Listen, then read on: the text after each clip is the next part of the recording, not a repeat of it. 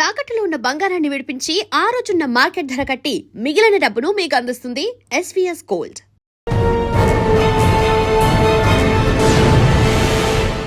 Welcome to crime diaries. ఈ వారం మన guest retired PCC of forest Uttar Pradesh.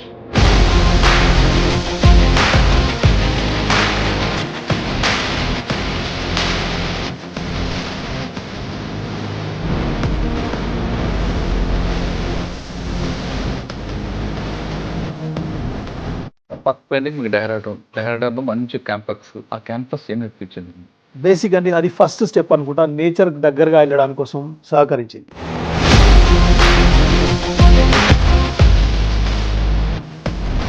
నాకంటే బర్డ్ వాచింగ్ ఉంటుంది అన్నట్టుగా ఐడియా లేకుండా, but he started, then I have taken over. ఇప్పుడు అంటే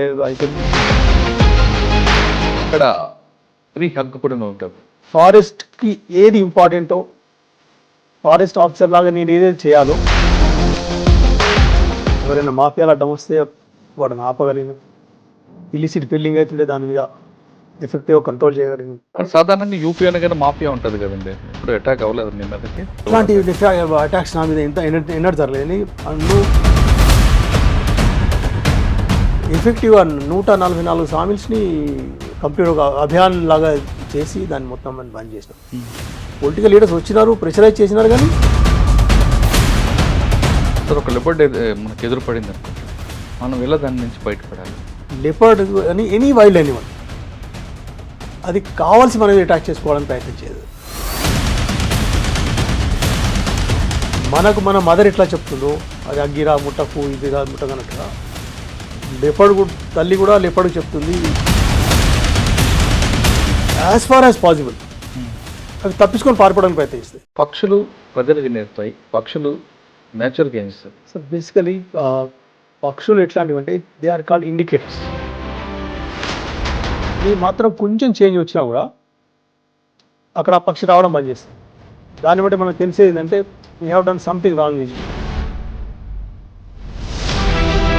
వాటి స్టైల్ ఏదైతుందో అదే స్టైల్ మనం ఇవాళ చెప్పు ఏదైతుందో, ఏదో eat like A princess in the morning అని చెప్పి, బెడ్ టైం లైక్ ఏ పాపర్ అని చెప్పి అంటారు అన్నమాట. ఒక్కొక్క పక్షి ఒక్కొక్క రకమైన దాన్ని తింటుంది. అన్నీ ఒకటే దాని మీద డిపెండ్ కావు. ఈవెన్ మనం ఒకసారి టైమింగ్స్ చూసామనుకోండి, బాగా అబ్జర్వ్ చేస్తే చిన్న బర్డ్స్ ఒక టైంలో వస్తాయి. టైగర్ ఎప్పుడైనా హంటింగ్ వెళ్ళినప్పుడు రైట్ వెళ్ళిన ప్రతిసారి సక్సెస్ అవుతాడు కదా? కాదండి, కాదు, వెరీ డిఫికల్ట్. ప్రతిసారి జింకనే పట్టాలని చూడదు, కుందేళ్ళు పట్టుకోవచ్చు. అడవిలో పులి మనం చూడకపోయినా అది మనం చూస్తుంది అంటారు. భగవంతుడు దానికి ఇచ్చిన ఆ శక్తి అదే అన్నమాట. ఇక్కడ దాని ఆ ఎల్లో బ్లాక్ చార్కులు ఏమిటాయో రెగ్యులర్గా చూసిన ఫారెస్ట్ ఆఫీసర్లు, ఎంప్లాయీస్ కానీ బీట్ ఆఫీసర్ ఎవరైనా పులి సాధారణంగా అటాక్ చేయదట? జనరల్లీ అటాక్ చేసిన ఇన్సిడెంట్స్ చాలా తక్కువ.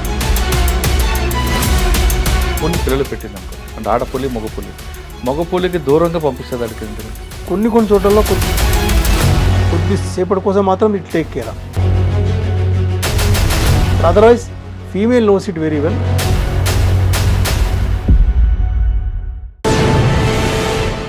Welcome to crime diaries. ఈ వారం మన guest retired PCC of forest Uttar Pradesh, పేరు కె ప్రవీణ్ రావు గారు, రిటైర్డ్ ఐఎఫ్ఎస్ ఉత్తరప్రదేశ్. ప్రవీణ్ రావు గారు ఆదిలాబాద్ జిల్లా మంచిర్యాలలో పుట్టి పెరిగి తర్వాత ఉత్తరప్రదేశ్లో పీసీసీ చీఫ్గా రిటైర్ అయ్యారు. ఆయన సర్వీస్ మొత్తం కూడా ఉత్తరప్రదేశ్ రాష్ట్రం పుట్టింది. ఉత్తరప్రదేశ్ రాష్ట్రంలోనే ట్రైనింగ్ తీసుకుని అక్కడే డిఎఫ్ఓగా, అక్కడే పీసీసీగా పనిచేసి ఆయన రిటైర్ అయ్యారు. సాధారణంగా చాలామంది సొంత కేడర్ రావాలనో వేరే కేడర్ కావాలని ప్రయత్నించిన ఆయన మాత్రం తన సర్వీస్ మొత్తం ఉత్తరప్రదేశ్లో అందించి తర్వాత రిటైర్ అయిన తర్వాత హైదరాబాద్ వచ్చారు. ఆయన అడిగి ఉత్తరప్రదేశ్ రాష్ట్రంలో జరిగిన అడవులు ఎలాగుంటాయి, అడవుల సంరక్షణ ఎలాగుంటుంది, ముఖ్యంగా అని చెప్పాలంటే పక్షులకు ప్రేమికుడు కాబట్టి పక్షుల సంరక్షణకు ఏం చేశారు విషయాన్ని సార్ అడిగి తెలుసుకున్నాం. సార్ నమస్తే అండి. నమస్తే సార్. కె ప్రవీణ్ రావు గారు, మంచిర్యాల జిల్లా. సాధారణంగా ఇక్కడ అందరూ ఐఎఫ్ఎస్ కానీ ఇక్కడికి వెళ్ళినా కొంతకాలం పనిచేసిన హోమ్ కేడర్ రావాలనుకుంటారు, నేటివ్ ప్లేస్కి రావాలి, ఏదో డిపార్ట్మెంట్లో కొంతకాలం డెప్యుటేషన్ చేయాలనుకుంటారు. కానీ మీరు మాత్రం డెహ్రాడూన్లో ట్రైనింగ్ అయిన తర్వాత రిటైర్మెంట్ లక్నోలో చేసుకొని బయటకు వచ్చారండి. అంటే రావడానికి ప్రయత్నం చేయలేదా, లేదా రావాలనుకొని ఆ కంప్లీట్గా ఉత్తరప్రదేశ్కి సేవలు అందించారా? దాంతోపాటు ఉత్తరప్రదేశ్ అనగానే చాలామందికి మాఫియా గుర్తుకొస్తుంది, కానీ అక్కడ ఫారెస్ట్ ఉంది, ఉత్తరాంచల్ కానీ మిగతా విషయాలు ఉత్తరాఖండ్ కానీ ఆ బుందేలు ఈ ఫారెస్ట్ అంతా ఉంటుంది, చక్కగా అడవులు అన్నీ ఉంటాయి అనే విషయం చాలామందికి చాలా తక్కువ మంది తెలిసింది. ఉత్తరప్రదేశ్ రాష్ట్రంలో మాఫియాకి మించిన పక్షుల ప్రేమికులు ఉన్నారు, దానికి మించిన చాలామంది ఉంటారు. ఆ మాఫియా విషయాన్ని పక్కన పెట్టి దాంట్లో అక్కడ యూపీలో జరిగిన ఫారెస్ట్ డెవలప్మెంట్ ఎలాగుంటుంది, అక్కడ నేచర్ ఏం చెప్తుంటుంది, అక్కడ దొరికిన టైగర్స్ కానీ ఇవన్నీ కూడా ఉంటాయి. ఇవన్నిటి మీద మీకున్న అవగాహన ఎలాగుంది? వాటితో పాటు ముఖ్యంగా మీరు ఫోటోగ్రఫీ పక్షుల ప్రేమికుడు కాబట్టి పక్షుల సంరక్షణ ఎలాగుంటుంది, పక్షులు మనకి మనవల అంటే మనుషులకి ఎలాంటి సహాయం అందిస్తుంది, నేచర్కి ఏ విధంగా ఉపయోగపడుతుంది, ప్రజలు పక్షుల నుంచి ఏం నేర్చుకోవాలి, ఇవన్నీ చెప్పే ముందు కె ప్రవీణ్ రావు గారి కుటుంబ నేపథ్యం, మంచిర్యాల జిల్లా నుండి ఉత్తరప్రదేశ్కి మీ జర్నీ చెప్పండి. థ్యాంక్ యూ అండి. ఇవాళ పిలిచినందుకు ఇక్కడికి. నేను ముఖ్యంగా మంచిర్యాల జిల్లా, ఇప్పుడు ప్రస్తుతం మంచిర్యాల జిల్లా, ఇంతకుముందు ఆదిలాబాద్ జిల్లా, చెన్నూరు అనే గ్రామం లోపల మొదటి తాలూకా అది. అక్కడ నాది 10th వరకు అక్కడ చదువుకున్నాను. అక్కడి నుంచి కూడా ఇంకో 30 కిలోమీటర్ల దూరంలో మా గ్రామం ప్రణహిత ఒడ్డున తీరాన ఉన్నది, వేమనపల్లి అని అక్కడ గ్రామం. ముఖ్యంగా మా ఫ్యామిలీ అగ్రికల్చర్ ఫ్యామిలీ, కొంచెం ఫారెస్ట్ కాంట్రాక్ట్స్ లోపల కూడా మొదలుచి ఉండేవాళ్ళు. అంటే సార్ మీరున్న టైంలో నక్సల్స్ మూమెంట్ ఉండేదా? ఉండిందండి, ఆ టైంలో కూడా ఉండింది. చూసారా మీరు ఏమైనా సంఘటనలు? సంఘటనలు డైరెక్ట్గా లేదు, నాకు తరగలేదు. కాబట్టి మా ఫాదర్ వాళ్ళు దాంట్లో వాళ్ళు చూసినారు, వాళ్ళకు ఎఫెక్ట్ కూడా కొన్నిసార్లు పడింది అంది. అవునా, ఏంటండి, ఏ విధంగా? బేసికలీ మా నాన్నగారిని వాళ్ళే అటాక్ చేసిన, వాడిని పైన అటాక్ చేసినారు. ఎవరు? నక్సల్స్ అటాక్ చేసినారు. ఎందుకు? బేసిక్గా అగ్రికల్చరిస్ట్ ఫ్యామిలీ మాది, భూస్వాములు మనకు చేసేవాడు. కానీ కాకపోతే మా నాన్నగారు ఎట్లా అంటే ఆయన భూదాన ఉద్యమం లోపల ఆయన వినోవాతోని కాలినడకన మొత్తం తిరిగినాడు. ఆయన్ని నాకు తెలిసినప్పుడు నా జీవితకాలంలో ఒక మంచి వ్యక్తి అంటే నేను మా ఫాదర్ని చెప్పగలుగుతాను. ఒకసారి ఆయన పైన అటాక్ అయిన తర్వాత ఆల్మోస్ట్ ప్రతి న్యూస్ పేపర్ ఘోషించింది ఒక రకంగా, అంటే ఇట్లాంటి వ్యక్తి పైన అటాక్ మీరు ఉన్నారండి? అటాక్ అప్పుడు ఇక్కడ లేని, అప్పుడు యూపీలో ఉన్నాను నేను. అక్కడ సంఘటన జరిగిన తర్వాత నేను ఇక్కడికి వచ్చాను. అక్కడికి అదొకటే ఒక రకమైన మా దురదృష్టం అది. ఇక్కడ ఆయన ఇంటికి వచ్చి అటాక్ చేశారు ఆయన. మా దుర్భాగ్యం అనుకోవచ్చు దాన్ని. ఇక్కడ ఆయన జీవితం మొత్తం లోపల ఆనెస్టీకి ప్రతీకలాగా ఉండేవాళ్ళు ఆయన.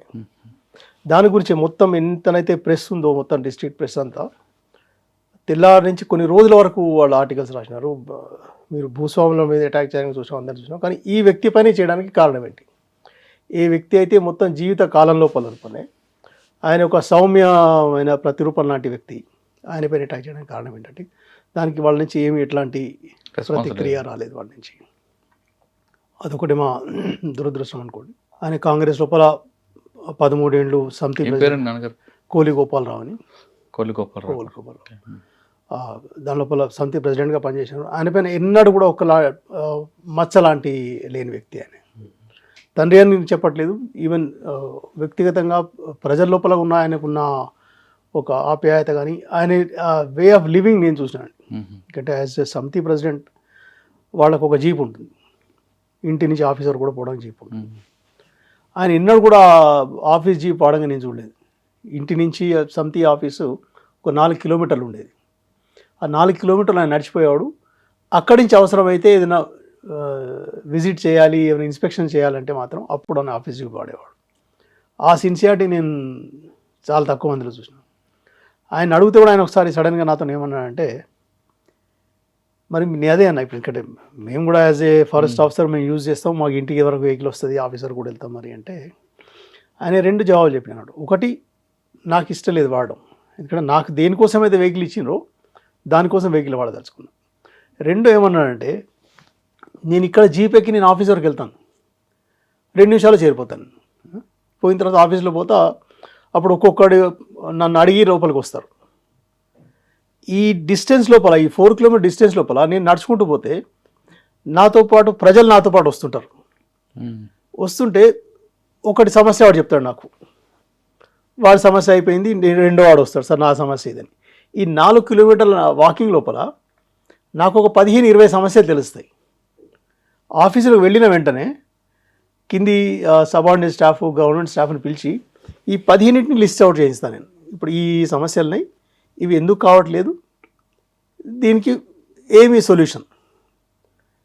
కాబట్టి ఈ డిస్టెన్స్ లోపల నాకు ఆ సమయం యూటిలైజ్ అవుతుంది.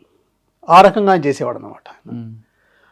బట్ అది మా దురదృష్టం, ఆ కమ్యూనికేషన్ గ్యాప్ ఏదైనా ఉంటుంది. మీరు చదువు అంతా మంచిర్యాలేనా? చదువు నేను చెన్నూరు లోపల 10వ తరగతి వరకు చదువుకున్నాను. ఇంటర్మీడియట్ హైదరాబాద్ వచ్చినాను. నాంపల్లి జూనియర్ కాలేజీలో ఇంటర్మీడియట్ చేసినాను. Sardar Patel college BSc, MSc Osmania university లోపల సైన్స్ కాలేజీలో ఎంఎస్సీ చేసినాను. పిహెచ్డీలో జాయిన్ అయిన తర్వాత ఒక 3 years చేసినాను. 84 నుంచి 87 వరకు పిహెచ్డీ చేసిన తర్వాత అంతలో జాబ్ వచ్చిన తర్వాత వెళ్ళిపోయినా. మధ్యలో మా గైడ్ అన్నారు కూడా, మీరు ఒకసారి కొద్ది రోజులు లీవ్ తీసుకొని వస్తే దీన్ని మిగిలిన అవుతుందో కంటిన్యూ చేద్దాం అనుకున్నా. సమయం రాలేకపోయినా నేను. So ultimately I have discontinued. దాన్ని పిహెచ్డీ కంప్లీట్ చేయలేకపోయినా. ఓకే. I continued almost. చెప్పినాను కదా మీరు అన్నట్టుగా ఫస్ట్ నుంచి లాస్ట్ వరకు. అంటే ఐఎఫ్ఎస్ మీరు అంటే ఎందుకు వెళ్ళాలనుకున్నారండి? అంటే ఎవరైనా చూసి వెళ్ళారా? లేదు, డెఫినెట్. ఎందుకంటే బై ఛాన్స్ బై చాయిస్ అండి? బేసికలీ గ్రామీణ పరివేషణ చూడే బట్టి ఫారెస్ట్తో టచ్ మొదటి నుంచి ఉండేది. కానీ ఇంత ఐడియా లేకుండా, డెఫినెట్లీ ఈ ఎగ్జామ్ రాస్తే ఇది వస్తుందని ఐడియా లేవు. సడన్లీ నా క్లాస్మేట్ ఒక పిల్లవాడు రఘువీర్ అని చెప్పి మన ఆంధ్రప్రదేశ్కి ఆర్డర్ వచ్చింది ఆయనకి. ఆయనకి సెలెక్షన్ వచ్చింది అన్నమాట. That spark actually. మన వాళ్ళ నుంచి ఒకడికి వచ్చింది అంటే ఎందుకు ట్రై చేయకూడదు. దాంతో ఇవి స్టార్టెడ్. కాకపోతే నాకు ఏంటంటే నాకు 82లో ఎంఎస్సీ అయిపోయింది, 83లో మ్యారేజ్ అయింది, పిల్లలు అది చేయబట్టి అంటే సరే అది కూడా ఒక మంచిదే అనుకోండి. ఒక రకంగా లోపల నుంచి ఒక పట్టుదల వచ్చింది కావచ్చు నాకు కూడా. ఎందుకంటే అల్టిమేట్లీ పిల్లల్ని పోషించాల్సిన బాధ్యత నాది. ఇంట్లో లోపల అగ్రికల్చర్ నా ఏదున్నా కూడా దాంతో పట్టుదల వచ్చిందేమో. చాలా సీరియస్గా చదివి తీసుకున్నాం దాన్ని. Finally I got selected. దాన్ని యూపీ ఆర్డర్ వచ్చింది. UP order. UP order. Sir